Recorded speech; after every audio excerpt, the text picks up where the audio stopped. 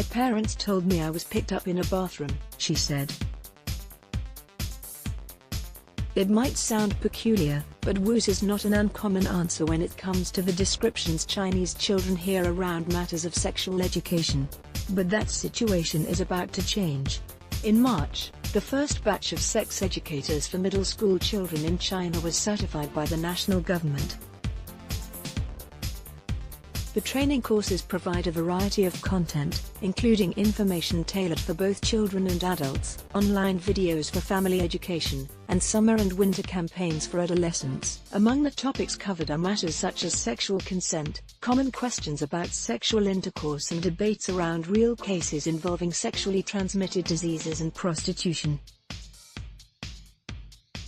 But the courses also aim to highlight issues of human rights and sexuality, said Fang Gang, the program initiator and associate professor of psychology at Beijing Forestry University. The Power of Safe Sex. Fang described the training courses as empowerment sexuality education, as they teach adolescents how to have sex safely and responsibly. Empowerment sexuality education aims to help teenagers make their own choice about sex, which is a key part of a person's personal growth. It's actually an education of life, he said. Fang said the courses are also tailored to give different perspectives of gender equality, LGBT rights and feminism. It's not only about the sexual knowledge. We are teaching values, he said. As of May, more than 130 people had attended Fang's training courses, and more than 30 of them became certified. Courses entail 7 lessons with Fang in Beijing and Zhengzhou, in central China, where participants give their own lectures on sex education for Fang to examine and improve. In addition, they complete more than 52-hour-long lessons online. Limited knowledge. Before until recently, there had been very little, if any, sex education for young people in China, apart from the basics on sexual reproduction learned in biology textbooks. The lack of information on issues around sex has left many Chinese teenagers dangerously in the dark.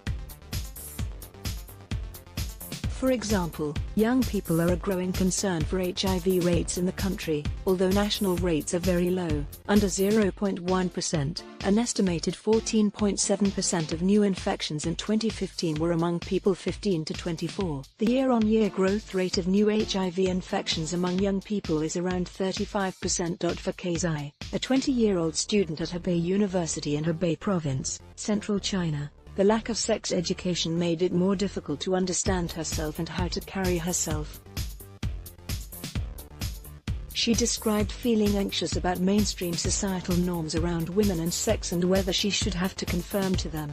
Chinese men view ignorance as cuteness when it comes to being a woman, she said. Some girls around me don't even know the process of intercourse, and they listen to their boyfriends. But their boyfriends learn from Japanese porn. Other women want to ensure that their daughters don't lack the sexual education they themselves missed out on and know how to protect themselves. Last year, a kindergarten scandal in Beijing saw parents alleging that teachers had molested their children. Wang Bing, a 36-year-old employee in a Chinese state-owned enterprise, said that when she was young, she was taught nothing by the older generation, who preferred to ignore the topic. Just like the saying, women begin to know their biological structure through her husband, after getting married, she said. With 2 daughters at home, Bing passes on her limited sexual knowledge and buys books with cartoon pictures for her oldest, now 10. It's necessary to know something. At least you know how to protect yourself when danger comes to you, Wang said. The course changed and frustrated at the insufficient education offered by the government. Non-governmental organizations, therapists and other advocates have begun to seek a way out. Fang's courses aren't the only new option being sought by enterprise and Chinese educators. In 2017, Beijing Normal University published a sex education book that provoked both praise and controversy.